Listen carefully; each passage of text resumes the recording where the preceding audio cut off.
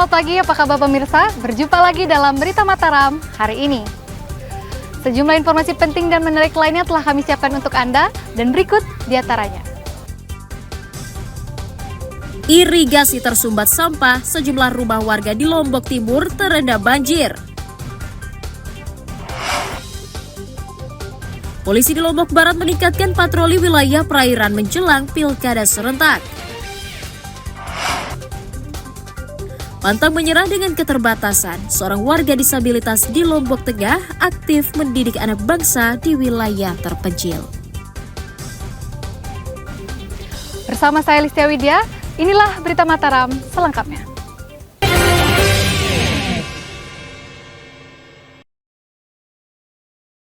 Sejumlah rumah warga di Dusun Benyer, Desa Telaga Waru, Kecamatan Pringgabaya, Kabupaten Lombok Timur terendam banjir dari luapan air irigasi usai hujan deras mengguyur wilayah tersebut pada Rabu sore. Seperti rumah milik Rina Nuria Astuti yang rusak akibat terendam banjir setinggi dada orang dewasa. Tak hanya merusak tembok halaman rumahnya, banjir juga merendam seluruh perabotan rumah tangga beserta 2 sepeda motor dan alat elektronik. Sejumlah rumah juga kotor akibat kemasukan lumpur dan potongan kayu yang dibawa banjir. Saya keluar udah jalan air ke atas, sampah masuk, terus saya keluar, mau balik udah hancur masuk semuanya. Oh, berarti talutnya hancur, Bu ya? Iya. Ini kan banyak sampah juga, Bu. Iya. Ini tersumbat sampah, Bu. Ya emang tersumbat sampah, banyak batang-batang pohon yang besar-besar. Petugas BPBD menyatakan banjir besar terjadi akibat saluran irigasi yang melewati perkampungan tersumbat sampah.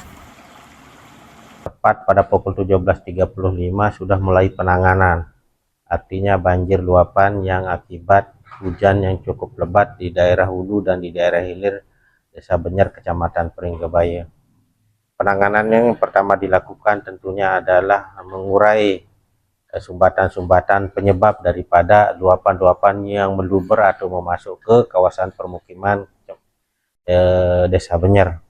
Luapan ini tidak terjadi tahun ini saja, tetapi tahun-tahun juga sebelumnya pernah terjadi dan hal yang serupa.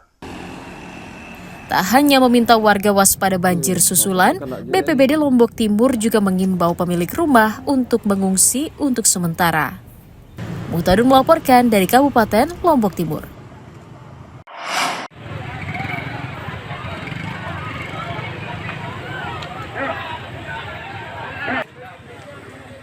Ratusan petani yang tergabung dalam masyarakat peduli lingkungan menggelar unjuk rasa di kantor Gubernur dan Polda NTB pada Kamis siang. Kehadiran warga untuk mendesak pemerintah bertindak tegas menutup tambang galian C ilegal yang diduga merusak lingkungan. Tak hanya mencemari lingkungan dan air, aktivitas tambang juga menyebabkan rusaknya tanaman karena lahan pertanian dipenuhi sedimen lembah galian. Masa mendesak polisi mengusut dugaan pencemaran lingkungan yang sengaja dilakukan para penambang yang tidak memiliki izin operasional. Satu, kembalikan kondisi air sungai seperti sebelum adanya tambang. Kedua, tutup semua tambang ilegal dan diproses hukum secara hukum sesuai dengan undang-undang yang berlaku di Indonesia. Yang ketiga, mengevaluasi ulang semua tambang yang memiliki izin dan mengaku memiliki izin dan diproses secara hukum sesuai dengan yang berlaku. Dia kenapa kondisi tambang di sana, Pak? Mereka sedang membuang limbah langsung di sungai. Dampak yang paling dirasakan sama masyarakat selama ini apa dengan adanya tambang ini? Yang paling dirasa adalah pertanian, perkebunan dan nelayan. Karena selama 12 tahun tidak bisa menanam padi, menanam tembakau dan komoditas lain, dan selalu merugi. Kami ini sudah terdampak 12 tahun, air keruh, debu, ya, batu, kayu, semua yang ada di bumi itu diambil, dialirkan sebagai septic tank kami ini. Di desa kami itu tidak ada penambang, ada penambang tapi hanya beberapa. Ini di aliran sungai ini yang diambil, yang dikeruk di pinggir-pinggir sungai ini, akhirnya kami yang terdampak gitu. Tak hanya mendesak mencabut izin operasional, massa juga meminta Pemda menutup seluruh aktivitas tambang galian C yang merusak lingkungan untuk mencegah konflik di tengah masyarakat. Emi Kusuma dari Kota Mataram melaporkan.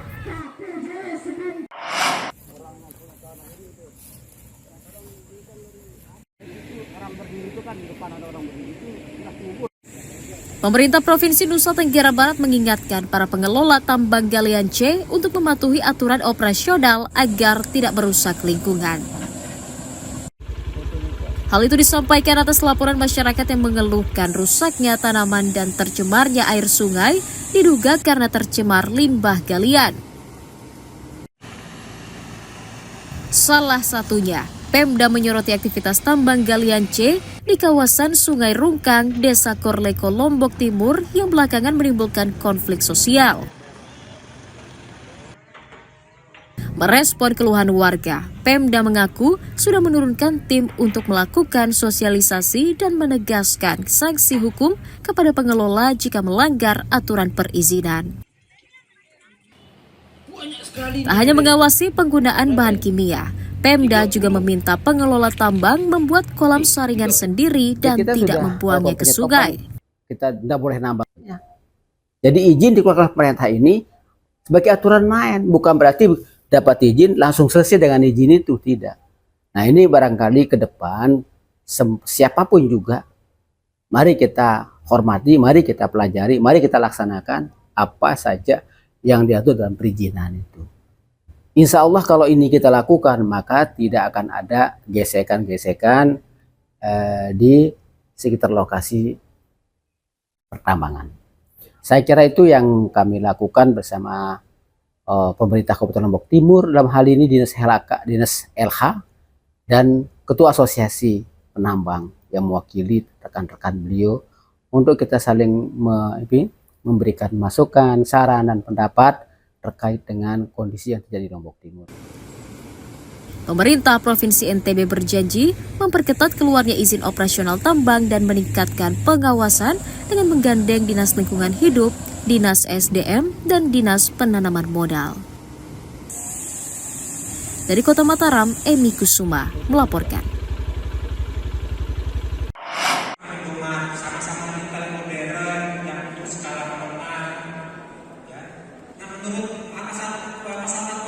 Komisi Pengawasan Persaingan Usaha KPPU Republik Indonesia menggandeng sejumlah perguruan tinggi agar turut mengawasi tindakan monopoli atau persaingan usaha yang tidak sehat di daerah.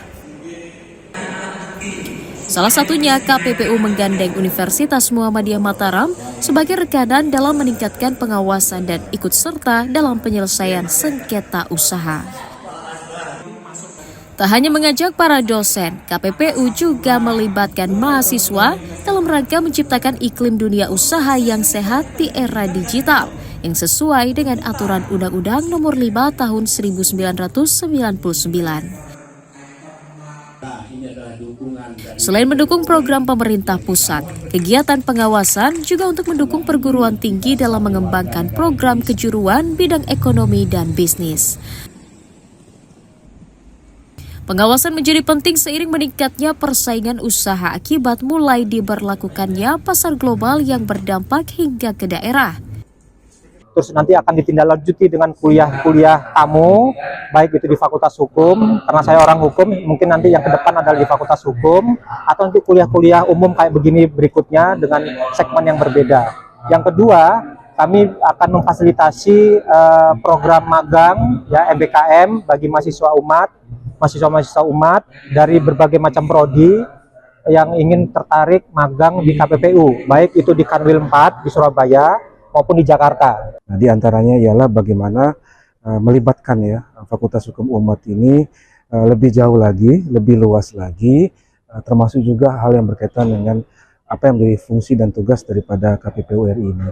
Nah, ke depan memang kita sudah merencanakan dengan pihak KPPU sesuai dengan isi PKS, bahwa kami akan menyelenggarakan ya perkuliahan yang isinya juga nanti dimentoring oleh teman-teman dari KPPU. Selain persidangan juga insya Allah nanti akan ditunjuk sebagai tempat persidangan terkait dengan semua sengketa-sengketa persaingan usaha khususnya di wilayah Provinsi Nusa Tenggara Barat.